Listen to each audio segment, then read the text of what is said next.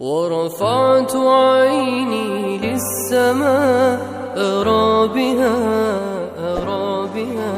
شوبا تضرز بالسماء جمالا.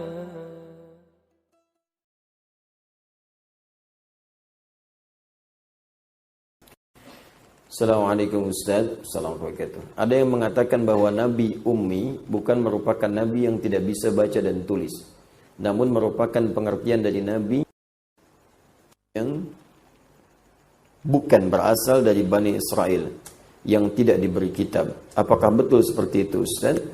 Atau apakah Ummi betul memiliki arti tidak bisa baca dan tulis atau tulisan? Jazakallahu khair. Semoga Allah muliakan Anda dan muliakan keluarga Anda. Pertanyaan seperti ini sudah banyak lama. Ini warisan dari hal-hal syubhat-syubhat keraguan yang diresapkan oleh para orientalis di masa lalu. Ya. Pertanyaan ini, teman-teman sekalian, tidak pernah hadir bahkan dari musuh-musuh Islam sekalipun yang membenci Nabi SAW di awal masa kenabian. Dan mereka sepakat Muhammad SAW itu ummi. Muhammad gak bisa baca SAW. Muhammad gak bisa tulis. Ya, dan pengertian ummi di kalangan orang Arab pada saat itu, apalagi di konteks tempat Nabi tinggal, sepakat semua orang nggak bisa baca, nggak bisa tulis. Apa hikmahnya? Bukan berarti bodoh. Tidak, ummi itu bukan berarti bodoh. Ya, boleh jadi orang nggak bisa baca dan tulis diberikan kelebihan-kelebihan tertentu untuk hikmah tertentu. Ya, apa hikmah yang paling utama? Nabi Muhammad SAW dijadikan ummi oleh Allah Subhanahu wa taala, tak punya kemampuan membaca, tak punya kemampuan menulis.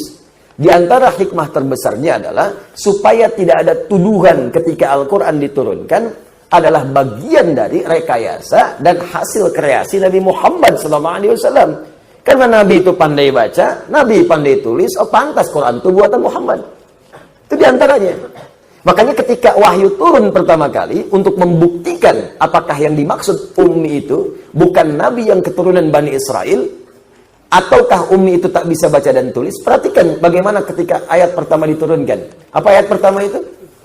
Iqra bismi rabbikal ladzi khalaq. Ketika kalimat iqra turun, iqra. Apa jawaban Nabi? Sepakat semua riwayat. Saya ulang ya, sepakat semua riwayat, mutawatir sifatnya. Jawaban Nabi pertama kali, ma ana biqari. Ma ana biqari. Saya betul-betul nggak bisa baca. Perhatikan, dalam bahasa Arab ada ma qara'tu, ada ma ana biqari. Ada hukum di ilmu nahwu, kalau ma nafi bertemu dengan ba, maka hukumnya taukid. Atau laisa, ma laisa bertemu dengan ba setelahnya, hukumnya taukid untuk menguatkan. Paham? Tidak. Contoh. Di surat At-Tin, di ujung ayatnya, alaisallahu biahkamil hakimin. Allah bisa mengatakan begini, alaisallahu ahkamal hakimin. Kenapa kemudian masuk ba di situ? Di kaidah ilmu nahwu, kalau ada laisa setelahnya ba, itu hukumnya taukid, menguatkan, benar-benar.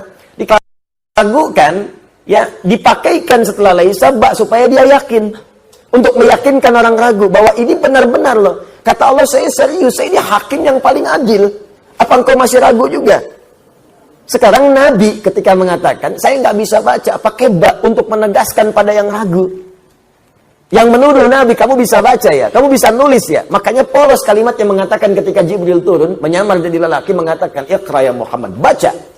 Kalimat Iqra, sebelum disempurnakan, Iqra, ya kata malaikat Jibril, itu untuk memberikan kesan kepada kita semua. Nih, lihat nih, Muhammad bisa baca nggak? Bisa tulis nggak? Ummi atau bukan? Ya, maka apa jawab Nabi? Ma ana biqari. Saya betul-betul nggak bisa baca.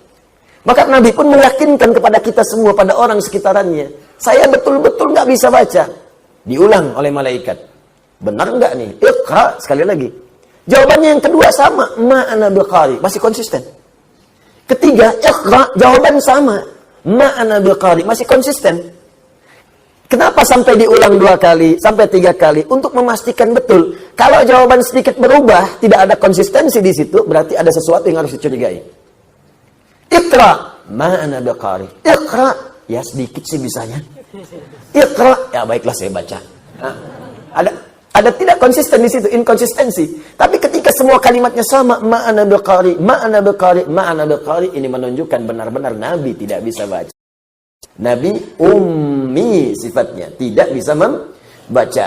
Karena itu kemudian turunlah kalimat lengkap sempurna. Iqra bismi rabbikal ladzi khalaq. Muhammad, baca, ikuti bacaan ini yang akan saya bacakan, bukan karena engkau nggak bisa baca, bukan karena engkau punya guru yang mengajarkan kau membaca, bukan karena engkau nggak pernah sekolah, tapi bacakan itu, niatkan semua karena Allah yang menciptakan kamu saja begitu mudah, apalagi membuat kamu bisa mengikuti bacaan. Niatkan karena Allah, minta kepada Allah diberi kekuatan mengikuti bacaan. Membuat kamu saja, mencipta kamu begitu mudah. Ya, mencipta manusia itu kan luar biasa. Ya, kompleks unsur-unsurnya. Itu bagi Allah sangat mudah, apalagi menjadikan kau bisa mengikuti bacaan, kata malaikat. Ya, Iqra bismi rabbikal ladzi khalaq. Khalaqal insana min Iqra wa rabbukal akram. Muhammad, baca karena Rabbu. Kenapa baca karena Rabbu? Guru itu mulia, Allah itu mulia. Mulia dalam bahasa Arab karim, hebat. Al-Ustadz Karim, Ustadzah Karimah, guru mulia, dosen mulia, Ustadz mulia, kiai mulia, Allah lebih mulia. Jadi kalau yang mulia saja bisa mengajar, apalagi Allah yang lebih mulia, gampang menanamkan engkau pada dirimu untuk bisa mengikuti bacaan. Niatkan semua karena Allah.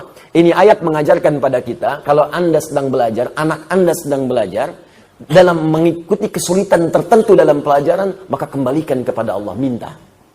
Ya, minta. Makanya sebelum anak-anak belajar tuh ibunya berdoa, bapaknya berdoa. Ya, anaknya berdoa. Ibnu Abbas sebelum belajar dibelai oleh Nabi, diberikan doa. Allahumma faqihhu fid din wa 'allimhu ta'wil. Maka semua pelajaran yang dipelajari Ibnu Abbas jadi ringan untuk dipelajari. Saya berikan satu rahasia. Ini di antara kita saja. Saya tambah satu lagi, 2 rahasia. Lihat sini tulisannya. Bismillah. Iqra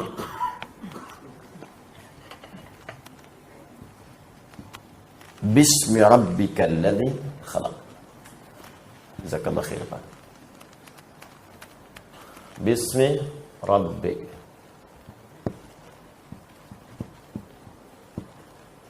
Kalladzi khalaq. Perhatikan sini. Fokus. Ini ada kalimat bismi.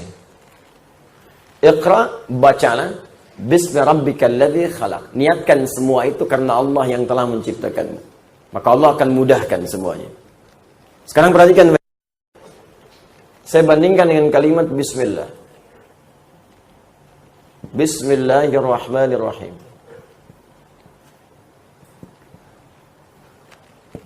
Fokus. Bismi rabbik kita, Rabb itu siapa? Allah kan? Baik. Sekarang bismillah. Ini bismi rabbik, ini bismillah. Rabb adalah Allah. Satu nama di antara al-asma'ul husna, ar-Rahman, ar-Rahim dan seterusnya. Sekarang perhatikan baik-baik. Kenapa ketika di sini banyak ada alifnya? Ketika di sini alifnya dibuang. Fokus, fokus, awas. Dan dirasam seperti ini. Dan di sini ada makna, bukan sekedar tulisan. Di sini ada makna. Ya, walaupun di sini orang mengatakan kasratul isti'mal, banyak digunakan, tidak ada makna di sini. Perhatikan teman-teman sekalian, alif dalam ilmu lughah, Allah, itu untuk menunjukkan sesuatu yang panjang, yang ada proses. Makanya di bacaan kalau ada alif sebelumnya dibaca a panjang. Kalau ada ya sebelumnya i panjang. Kalau ada wawu sebelumnya u panjang. Rumus asalnya begitu. Contoh, hamzah, dal, ya. Maka sebelum ya, umumnya akan dibaca harokat kasrah panjang. Baca. Adi.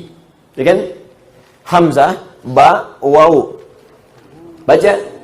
Abu. Jelas? Taib. Sekarang teruskan sini. Fokus baik-baik. Fa, alif, ta, ha. Baca.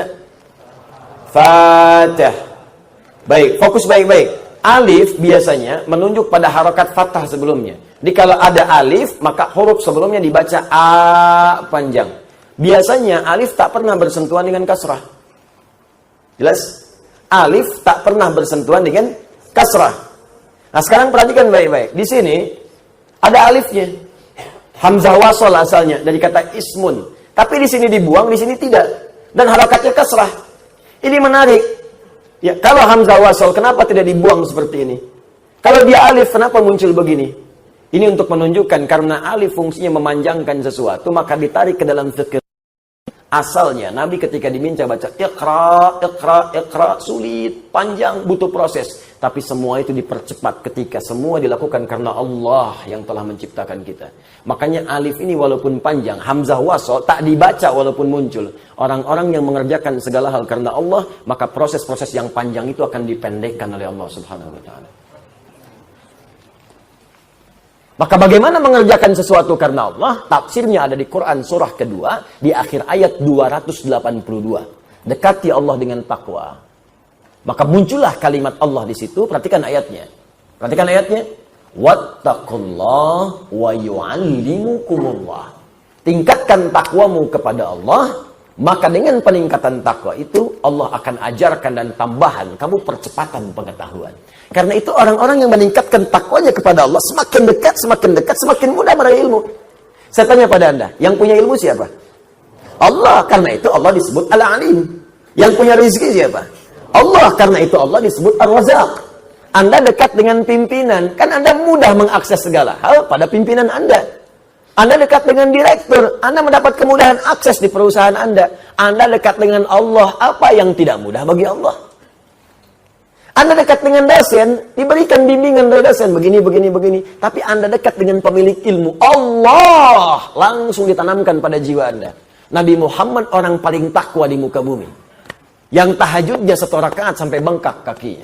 Yang kalau sedekah tak tanggung-tanggung harta terbaiknya dikeluarkan. Lantas apa yang terjadi? Terjadilah percepatan pengetahuan. Bahkan ketika beliau kemudian setelah itu menerima wahyu, pengen cepat membacakan dengan lisannya. Sampai turun Quran surah ke-75, ayat 16-18. Tadinya pengen cepat dibacakan, cepat, berusaha sendiri. Kata Allah, jangan, kamu ini orang paling takwa.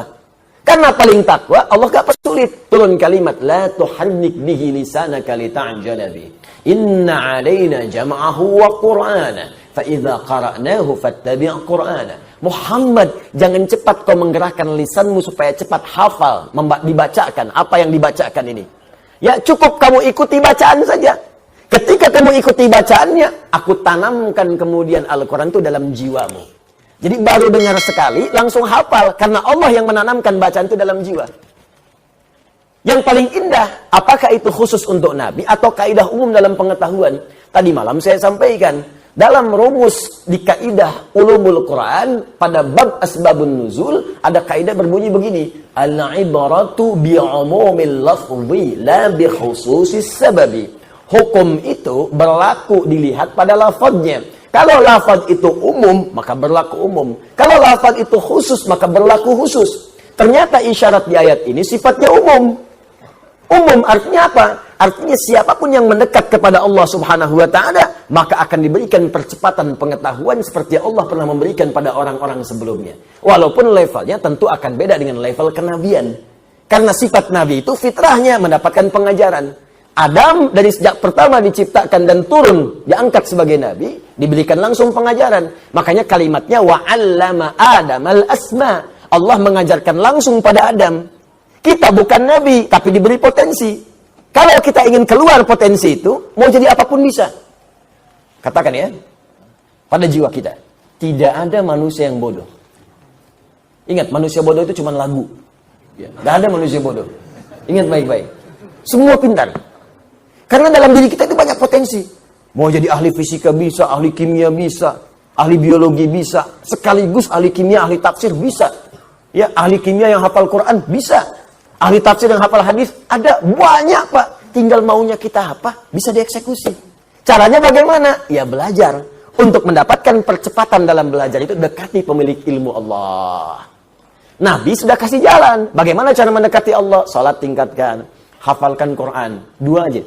Ya, saya ingin berikan pesan penting, ajarkan anak-anak kita 2 hal dari sejak dini. Pertama, salat untuk membangun kedekatan dengan Allah. Yang kedua, minta dia menghafal Quran untuk membuka pintu kecerdasan dalam otaknya. Ya, penghafal Quran itu sudahlah. Kalau menghafalnya benar, meningkat minimal 3 kali lipat kecerdasan pada jiwanya. Cepat itu, cepat. Ya, itu sudah diriset dari luar, sudah ada. Riset terakhir menunjukkan bahwa kenapa penghafal Quran yang benar, banyak yang pintar, karena Quran sendiri setidaknya punya 52.000 kosakata. Orang yang terlatih menghafal kosakata, maka semakin ringan dan encer otaknya untuk mendapatkan informasi yang lain. Gampang. Makanya orang-orang dulu pinternya nggak nanggung. Minimal 3 bidang ilmu. Sekarang cuma 1. Silahkan cek Pak, ahli kimia, biologi, fisika, bahkan dokter itu hafal Quran. Anda buka kitab, namanya Bidayatul Mujtahid, fi Nihayatil Muqtasid. Disingkat Bidayatul Mujtahid, karangan Ibnu Rushd. Itu kitab tentang fikih muqarin, perbandingan pendapat-pendapat fikih. Apa hukumnya begini, menurut ulama ini begini, dibandingkan di situ. Anda tahu siapa yang nulis? Dokter bedah. Dokter nulis kitab fikih. Kan sangat menarik, Pak. Kenapa? Hafal Quran. Ya, dulu orang seperti itu. Ngapalin Quran, jadi ahli matematika, jadi ahli ini, ahli itu, dan sebagainya. Jadi banyak orang meriset ayat Al-Quran ketika dia menghafal bahkan. Nah, cuma kembali kepada awal tadi, bahwa Nabi disepakati dengan sejarah yang benar, berdasar dalil-dalil yang valid bahwa beliau itu ummi. Jadi kalau ada yang mengatakan ummi itu bukan itu. Ummi itu sebetulnya bukan dari, nanti saya ajarkan. Saya belajar khatam setahun itu tentang orientalism. Ya, setahun dengan tokoh-tokohnya dan sebagainya. Dan saat belajar, kemudian tokohnya masih hidup, itu biasanya kampus langsung mengundang tokohnya supaya langsung dilihatkan. Ini pelajaran kita kemarin, pekan lalu, nih orangnya yang bicara nih. Gitu. Dan ternyata biasa-biasa aja, nggak pinter-pinter amat. Ya, pinteran si amat daripada dia. Ya. Benar, nggak pinter-pinter amat. Karena kenapa? Mereka kerjanya kerja kolektif. Kerja kolektif, kumpul bareng-bareng, ngeriset. Oh, ini di Quran ada gini, bagaimana cara membuat orang Islam ragu? Bikin bareng-bareng. Nah, kita kurang kerja kelompok itu masing-masing. Ya, bahkan mengelompok sendiri-sendiri. Pengajian aja kadang-kadang beda-beda. Setelah itu ribut sendiri. Ini nyalahkan ini, itu nyalahkan itu. Ya gimana kita bisa mengatasi persoalan yang kompleks kalau mengatasi diri sendiri aja belum mampu. Anda pengen nikahi putih orang lain, ngatur diri sendiri aja nggak bisa. Ya, Anda sekarang pengen bersatu, sementara diri sendiri merasa selalu benar. Ya bagaimana kemudian kita bisa mewujudkan hal yang kita impikan? Gitu. Jadi biasakan sekarang, coba riset. Nanti bulan depan saya coba akan adakan kebiasaan untuk meriset itu. Ada masalah apa? Selesaikan. Apa nih yang sering disoal oleh orientalis? Ya, misal nih. Oh, saya tidak bisa mengakui hadis Nabi karena baru muncul 200 tahun setelah Nabinya wafat. Misal gitu kan? Misal. Nah, itu pernyataan bodoh yang keluar dari orang yang paling bodoh, ya. Ya, gampang. Menjawabnya gampang. Kalau ada orang berkata begitu, katakan, saya pun tidak mengakui Anda sebagai manusia. Karena Anda baru muncul jutaan tahun setelah Nabi Adam wafat.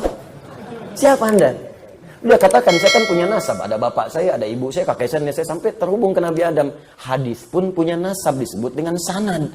Makanya ada silsilah. Anda mendapat hadis, baca dari kitabnya Al-Bukhari, khairukum man ta'allama al-Qur'ana wa 'allama. Imam Al-Bukhari enggak ujug-ujug langsung ada hadis karena enggak pernah ketemu Nabi, maka diterima dari Hajjaj bin Minhal. Hajjaj bin Minhal menerima dari Syu'bah menerima dari Alqamah bin Marthad, Alqamah bin Marthad menerima dari Sa'ad bin Ubaidah, Sa'ad bin Ubaidah menerima dari Utsman bin Affan, dan Ali bin Abi Thalib, keduanya menerima dari Rasulullah SAW. Semasa itu namanya sanad, Joni. Betul. Paham? Nah, itu udah banyak muncul sebelumnya. Nah, itu dijawab oleh kita sampai tuntas, sampai nanti nggak ada isu lagi itu di kemudian hari. Nah, sekarang kalau Anda baca yang sekarang-sekarang, itu pertanyaan klasik yang sudah selesai. Cuman orang sekarang nggak belajar jawaban-jawaban orang masa lalu. Sehingga kadang-kadang cepat kaget, gampang kagum. Kagum. Ini ikut-ikutan nggak sholat. Ikut-ikutan nggak puasa. Adhannya salah, di masjid kosong, tempat ibadah lain adhan. Ya, jadi ada sesuatu yang keliru di sini karena nggak pernah dijawab persoalan itu. Baca dulu, luaskan bacaan, luaskan. Nah, itu diantara satu persoalan. Nanti banyak Pak, banyak sekali. Ada yang nyoal Quran, nyoal hadis, nyoal Nabi paling banyak. Ada yang nyoal istrinya Nabi, nyoal Sayyidah Aisyah, dituduh begini, tuduh begitu. Itu udah banyak dari dulu. Jadi yang sekarang telat gitu. ورفعت عيني للسماء أرى بها شوبا تطرز بالسماء